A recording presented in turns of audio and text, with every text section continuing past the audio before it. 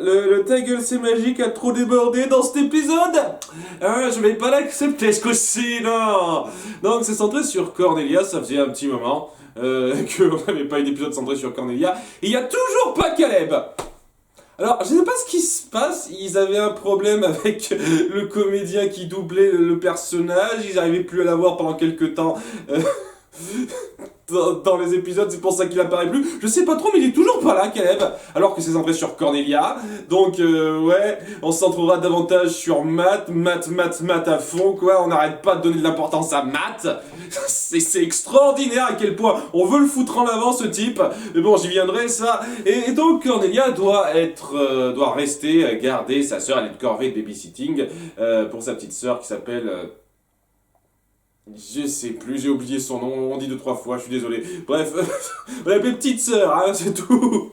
Et ouais, alors très vite, on découvrira que sa petite sœur a des pouvoirs magiques. Elle dit, lorsqu'elle est seule avec sa grande sœur, et qu'elle parle à son chat qui s'appelle Napoléon, ça je me souviens de son nom, parce que c'est pas compliqué de se souvenir de son nom, elle dit, j'adorerais que tu parles toi, pour avoir quelqu'un avec qui parler. Et après que sa sœur est montée dans sa chambre, il y a Napoléon qui vient parler à Cornelia, qui est un petit peu surprise de voir un chat parler, hein, et il explique un petit peu à elle et aux autres gardiennes qu'elle a appelées qu'en fait il est devenu un chat parlant grâce au pouvoir de Elion, de petite sœur, à nouveau j'ai oublié son nom.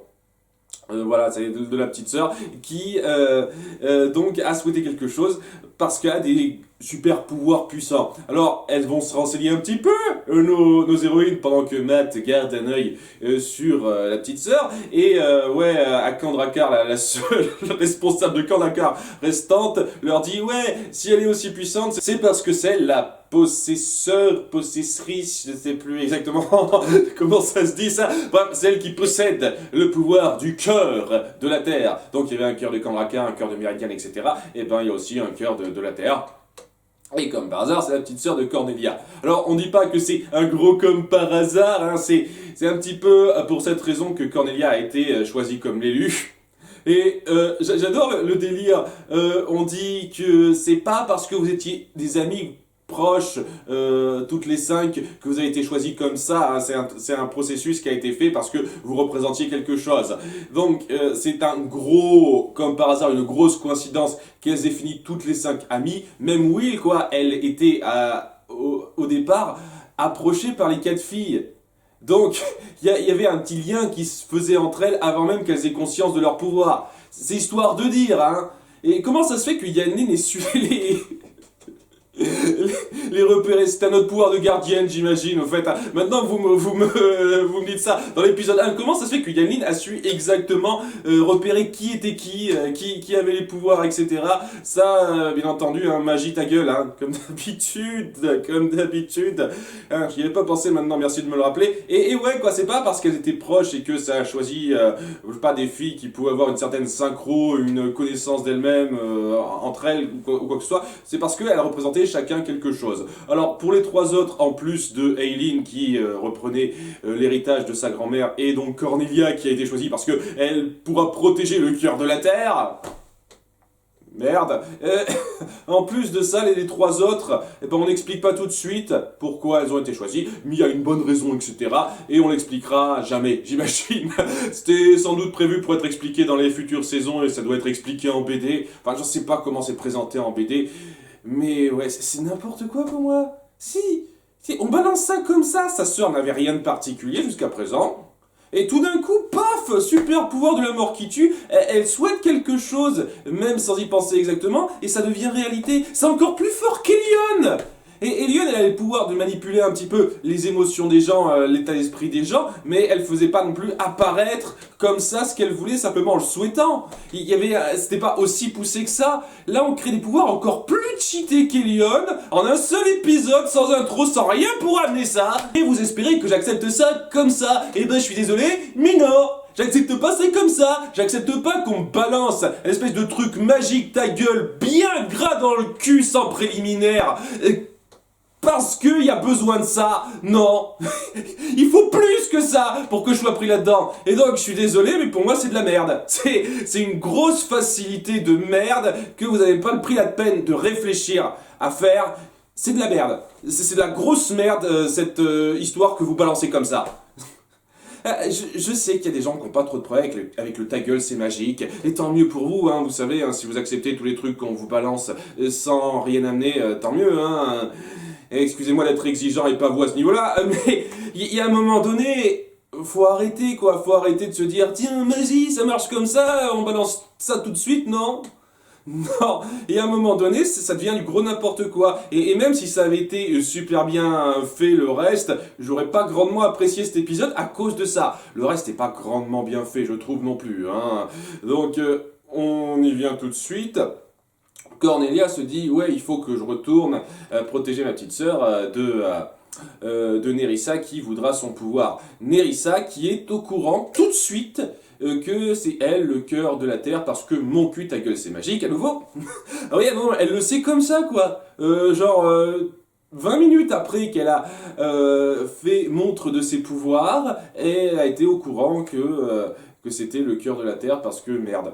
Peut-être que j'en sais rien quoi. Elle savait depuis le début que c'était le cœur de la Terre et elle a attendu que ses pouvoirs commencent à se manifester pour pouvoir s'en prendre à elle. Voilà, on va dire ça. Hein. C'est pas à moi de faire les explications à ce point-là quand même. C'est la série qui doit introduire mieux les choses et mieux les présenter. Donc, elle se fait passer pour Cornelia pour essayer de l'amadouer en lui racontant une histoire, en faisant un peu sortir Matt qui, je rappelle, avait gardé un œil sur la petite sœur de Cornelia. Et un truc que j'ai trouvé intelligent quand même, parce que à nouveau, tout n'est pas mal foutu dans cet épisode et la série commence à avoir quelques petites sautes d'intelligence par rapport à ça, c'est le fait que Matt se rende compte assez vite que c'est pas la vraie Cornelia, parce que Monsieur Tomate a réagi assez vivement en voyant cette fausse Cornelia entrer. Donc il essaye de la jouer intelligente, en se confrontant pas directement à elle, parce que bon, il sait qu'il n'a pas le niveau, mais en essayant de jouer un petit peu, à faire en sorte qu'elle soit éloignée de la petite sœur de Cornelia sans trop éveiller sous soupçon. J'ai trouvé ça intelligent. Voilà, donc c'est le petit détail qui me plaît, quoi. On fait gaffe à ce genre de détails, on se laisse pas avoir par des prises d'apparence, sachant que techniquement, je devrais voir assez vite que c'est pas elle si ça marche comme les autres fois où normalement son ombre se voit, comme on l'avait vu. Mais peut-être que grâce aux 2 cœurs qu'elle possède maintenant, elle peut faire en sorte d'avoir l'ombre qui correspond bien. Je n'en sait-on jamais. Bref, ça c'était intelligent jusqu'à ce que nos héroïnes reviennent et donc fassent fuir Nerissa. Je reviendrai une fois de plus là-dessus, je suis désolé, mais bref. Cornelia se dit, ok, je vais garder un œil sur elle. Elle essaie même de se montrer un peu plus gentille parce que à nouveau, il y a cette espèce de petites disputes entre sœurs qui se font et les autres gardiennes lui disent, ce serait peut-être cool que tu sois plus sympa avec elle et que tu prennes soin d'elle sans être aussi vache, et donc elle essaye de se calmer un petit peu. Alors ça c'est un truc, j'apprécie l'intention que vous voulez faire par rapport à ça, autour du fait qu'elle est quand même attachée à sa petite sœur. Quand on compare ça, je sais pas moi, à l'épisode 5 de la saison 1, où c'était une sale garce sans grande raison, je suis désolé, c'est une sale garce sans grande raison avec sa petite sœur. Ici, vous essayez de la faire évoluer en montrant qu'elle tient à sa petite sœur quand même. Donc c'est cool, j'apprécie. Mais ouais, il fallait qu'il y ait cette espèce de grosse histoire bien grasse de reine du cœur de la Terre, sinon ça aurait pas été le cas, quoi. Ça gâche un petit peu le truc pour moi, ça gâche un petit peu le truc. Donc elle décide de lui raconter une histoire pour s'endormir, tandis que les autres gardiennes restent un petit peu à veiller dans son appartement. Et c'est là que, alors qu'elle lui raconte une histoire de fantasy où elle met les noms des personnages qu'on connaît, c'est-à-dire la vilaine sorcière Nerissa et les 4 fées qui la surveillent, qui sont donc ses 4 amies, hein, évidemment. Elle fait en sorte de lui raconter une histoire basique avec une princesse à sauver et des fées qui la protègent d'une méchante sorcière.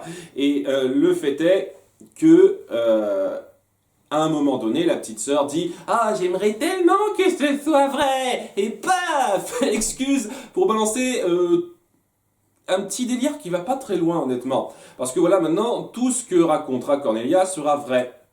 Et donc déjà, j'adore le fait que Tarani mettra des plombes à se dire « Ah tiens, ce serait peut-être bien que je lui dise par télépathie ce qui se passe. Ce serait cool. Hein » Elle mettra je sais pas combien de temps pour ça. Et ouais, quoi, on va essayer de modeler la réalité autour de l'appartement de Cornelia et sa petite sœur pour que ça corresponde au récit qu'elle lui fait. Et donc, il va y avoir pas mal de petits trucs un petit peu problématiques pour nos héroïnes, puisque maintenant elles seront transformées en fées. Donc, bien entendu, vision des fées, c'est tout petit. Elles ont moins de pouvoir, tandis que Nerissa aura sa taille normale, et aussi ces 4 fées maléfiques qui la suivent, qui sont donc nos 4 fées qu'on connaît bien, les 4 ex-gardiennes qui sont avec elle. Et ouais, donc, il va y avoir un petit combat où elles seront pas super à leur avantage, sachant que ouais, dans le combat, c'est pouvoir contre pouvoir. Il me semblait que dans l'épisode précédent, elles avaient compris qu'il fallait pas se frotter pouvoir contre pouvoir directement, mais là, c'est ce qu'elles font. Vous avez bien appris de votre leçon, les filles, mais de toute façon, ça change pas grand-chose, puisque Nerissa est beaucoup plus grande qu'elle, et donc elle a facilement l'ascendant. S'ensuit tout un tas de petits délires de la petite sœur qui dit « Ah, maintenant, je veux un dragon !» Et quand je dis tout un tas de délires, c'est à peu près le seul délire qu'elle fera. Ouais, il y a aussi un dragon du côté de la méchante, et donc, ouais, ça devient de plus en plus complexe pour nos héroïnes qui n'arrivent pas à se battre en étant toute petite, sachant qu'à un moment donné, il y a Matt qui essaie de dire « Oui, mais à un moment donné, nos héroïnes se transforment en géantes. » Et elle dit « Ah non, non, non, c'est pas bien. C'est pas un manga, c'est un conte de fées. Oui, dans un conte de fées, on peut pas se transformer en géant, bien sûr. Va te faire foutre, c'est quoi cette connerie ?» Bref, et donc elles redeviennent petites, elles doivent lutter contre Nerissa et un gros dragon en plus. Et ouais, ça va pas plus loin que ça. Et honnêtement, quitte à partir sur ce genre de scénario un peu facile, vous auriez pu partir sur quelque chose de beaucoup plus imaginatif. Faire en sorte que la petite sœur s'imagine des tas de trucs, pas juste un gros dragon, mais des tas de trucs magiques qui se produisent, etc. Mais là, c'est juste, elle fait apparaître un gros dragon, après avoir fait de nos héroïnes des fées, et ça irait un peu plus loin que ça. Voilà, vous auriez pu faire beaucoup plus imaginatif, beaucoup plus créatif, mais j'imagine que ça aurait coûté trop cher en dessin, hein. Sachant que, vu qu'on en parle, la résolution de ce truc-là, elle va être assez insultante, je trouve, de facilité, où Cornelia dit ce serait bien de mettre un petit peu un terme à ton histoire, et la façon de faire ça, ce serait de faire en sorte que tu confies tes pouvoirs à quelqu'un d'autre, que tu nommes quelqu'un régent à ta place, que la princesse nomme quelqu'un régent à sa place. Et elle dit, ah tiens, pourquoi pas tes fidèles compagnons, Matt, Monsieur Tomate et ton chat Napoléon. Ah ouais, je leur lègue mes pouvoirs, je les nomme régent de mes pouvoirs. Très bien, en croyant que c'est un jeu de rôle. Et grâce à ça, maintenant, Matt et les 2 autres animaux maintenant ont des super pouvoirs. Vraiment, votre façon de mettre en avant Matt, ça te fait n'importe quoi pour moi. Mais le truc le plus facile là-dedans, c'est le fait que en ayant ces pouvoirs-là, il a la capacité de se transformer en Shagon. Voilà, donc il a les mêmes pouvoirs que Shagon. Vraiment les mêmes pouvoirs de Shagon. Monsieur Tomate a les mêmes pouvoirs, la même apparence que Kor, donc la forme qu'il avait quand il avait été souillé par son côté, par sa colère. Pareil pour Matt. C'est n'importe quoi, hein. Ils essayent de trouver une pseudo-excuse comme quoi il est ancré dans cette forme ou quoi que ce soit, mais non, hein, c'est juste une facilité de dessin parce qu'on ne pouvait pas se faire chier à trouver un design différent, hein. C'est tout. Et donc ouais, il y a même Napoléon qui se transforme en un truc super similaire à Kor, là, donc Monsieur Tomate, hein. Naise, tellement facile. Et ouais, apparemment ils vont avoir les mêmes pouvoirs qu'ils avaient à peu près avant. Alors que Elion avait la possibilité de remodeler la réalité quand même, c'est pas rien ça, mais non, non, non, ils vont avoir des pouvoirs à la con, genre ouais, les pouvoirs de Cyclope dans X-Men. C'est ça en gros le pouvoir de Shagon. Il s'est volé, il a le pouvoir de Cyclope dans X-Men. C'est à peu près ça. Et ouais, les 2 autres, ils ont juste une super force, ces 2 bestiaux avec une super force. Waouh, c'est ça le pouvoir de la maîtresse du cœur de la Terre quand il est scindé en 3, partagé entre 3 personnes. Et ben dis donc, ça vole pas si haut que ça, hein. Bref, nos nos méchantes se font battre, laminées comme des merdes une fois de plus. Vraiment, mais comme des merdes. Et Nerissa essaye de se la péter en disant ah, j'ai toujours le pouvoir de deux cœurs. Oui, alors pourquoi tu t'en sers pas intelligemment depuis le temps, débile? Ce serait cool que tu fasses ça. Parce que maintenant, Will dit ah, mais maintenant nous aussi on a le pouvoir de deux cœurs. Et on va te laisser te barrer toute seule en restant dans notre coin et trouver notre pouvoir, évidemment. Hein, on est cons, hein. Combien vous pariez que ça va être ça? Alors je sais pas, peut-être qu'ils vont faire un effort et essayer de l'empêcher de s'accaparer certains pouvoirs. Ça me paraît peu probable, cette merde-là. Donc, ouais, c'est tellement con, une fois de plus, je suis désolé d'insister là-dessus, mais vous pouvez pas dire oh, je suis supérieur, j'ai le pouvoir de deux cœurs, quand elle s'est fait laminer l'épisode précédent en ayant justement ce pouvoir de deux cœurs. Sérieusement, je trouve ça tellement frustrant et naze d'avoir mis en place un truc aussi fort que oh, on a rajeuni les ex-gardiennes, ces combats entre sœurs presque, et faire passer ça pour de la merde presque. C'est une espèce de larbin de merde sans personnalité chiant. Ils font juste bêtement ce qu'on leur dit, qui posent pas de problème plus que ça. Les chevaliers de la vengeance, les chevaliers de la destruction avaient plus de personnalité et représentaient un plus grand danger que ça. Le seul danger réel là-dedans, c'est Nerissa. Nerissa qui ne sait pas utiliser ses pouvoirs. Et elle vient se vanter à la toute fin en disant oh, j'ai le pouvoir de deux cœurs. Non, t'es une conne qui sait pas les utiliser, ses pouvoirs. C'est ça ce que t'es, merde. Sérieusement. Donc ouais, elle se dit ah, il existe d'autres mondes, je vais piquer d'autres cœurs et j'aurai plus de pouvoir maintenant. Je dis mon plan devant vous plutôt que de me barrer comme ça parce que je suis conne, mais de toute façon vous allez rien faire, vous allez rester dans votre coin, je suis sûr. Et donc ouais, étant donné que maintenant la petite sœur de Cornelia a nommé Matt et compagnie régent de ses pouvoirs, elle ne les a plus pour le moment, et donc c'est plus du tout un problème, c'était une connerie d'un épisode, pour permettre à Matt de briller. Voilà, il fallait que Matt soit remis sur le devant de la scène, et puis Shagon était cool quand même, donc on le remet Shagon, hein, évidemment. Facile et grossier, je trouve ça nul, vraiment nul. Mais oui, donc maintenant, Matt va être un plus gros atout, puisque maintenant il a un super pouvoir. Il y aura ces deux petits animaux de compagnie qui l'accompagneront. Alors je sais pas comment ils vont justifier ça pour Napoléon, qui est censé être le chat domestique de la petite sœur qui est toujours avec elle. Mais bon, ils trouveront un moyen pour faire en sorte qu'il soit pas à ses côtés, par moment j'imagine. Bref, c'était... Je veux pas nier une seule seconde qu'il y a quelques bonnes idées là-dedans. J'apprécie le fait qu'on veuille rapprocher Cornelia et sa petite sœur, qu'on veuille rendre ça un petit peu touchant. Il y a un petit côté touchant là-dedans à la fin où elle dit qu'elle sera toujours là pour la protéger. Je le nie pas.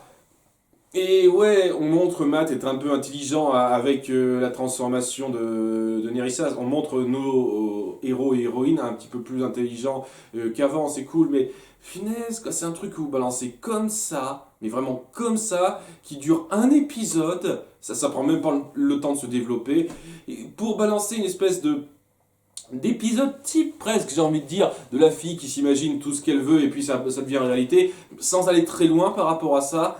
Je suis désolé, moi je peux pas accepter. Il y a un moment donné, le ta gueule c'est magique, le ah, super puissance magique, on est dans une série qui fait de la magie, on peut faire n'importe quoi, moi je peux plus accepter. Hein.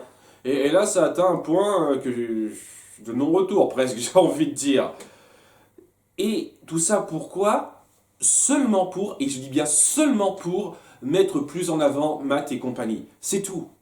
C'est tout. Je suis sûr que dans la suite, on aurait pu mettre en scène les différentes confrontations sans qu'il y ait ces personnages-là. Je suis sûr, il n'y a pas un seul épisode dans la suite où on n'aurait pas pu mettre en scène la même chose sans qu'il y ait Matt et Monsieur Tomate avec leur super pouvoir. Hein. Mais maintenant, il y aura ça, hein, ça sera un petit élément en plus pour le combat. Et peut-être que ça pourra apporter des moments d'action intéressants, sait-on jamais. Alors, je sais que j'étais un peu frustré de voir que lorsque Matt a enfin repris le dessus sur le corps de Shagon, c'était un peu dommage que ça n'ait pas duré plus longtemps que ça, seulement 20 secondes, et puis après, virer de ses pouvoirs. Mais si c'est pour remettre ça sur le tapis de façon si facile, forcée et insultante, vraiment non, hein. C'est super grossier ça, c'est super grossier. Et cet épisode est ultra grossier en fait. Ça fait évoluer les choses de façon ultra grossière, parce que, une fois de plus, on ne peut pas mettre en place la confrontation finale entre la grande méchante et nos héroïnes. Tout de suite, il reste quelques épisodes à remplir, et donc on va les remplir avec ce genre de conneries. Et ouais, bien entendu que ça fait évoluer les choses, puisque maintenant Matt a des super pouvoirs, et on apprend pourquoi Cornelia a été choisie comme gardienne. Hein, maintenant que vous soulevez la question, pour moi, ça en amène d'autres, beaucoup d'autres questions, mais bon, hein, vous répondez à une question que je m'étais jamais posée, merci. Et ça m'en fait poser des tas d'autres maintenant, donc merci en plus pour ça. Hein, par exemple, pourquoi les autres filles ont été choisies comme gardiennes, et comment ça se fait que, comme par hasard, elles étaient toutes réunies. C'est une espèce de jeu du destin, à nouveau. Comme dans Once Upon a Time, hein, ça me rappelle de plus en plus Once Upon a Time, ce truc-là. Et ouais, pourquoi Nerissa a été choisie alors qu'elle avait des intentions maléfiques, ça, vous allez pas y répondre, je suis sûr. J'en suis sûr. Oui, Caleb, merde! Sérieusement, qu'est-ce qu'il fout? Ça fait 4 épisodes qu'il est plus là, merde! Enfin bref, ça faisait énormément parenthèse, en dépit du fait que c'est censé être un gros morceau, quoi. Je ressens aucune amélioration, aucun développement digne d'intérêt là-dedans. Et c'est censé être un gros changement techniquement, mais c'est amené tellement mal. Et pour faire en sorte de changer un tout petit peu le statu quo, alors que je suis sûr que la suite aurait pu se faire sans changer ce statu quo. Bon, vraiment, j'ai pas apprécié à cause de ça. C'est pas le pire, mais vraiment, j'ai pas apprécié cet épisode. Hein. À bientôt pour l'épisode 22. Bye.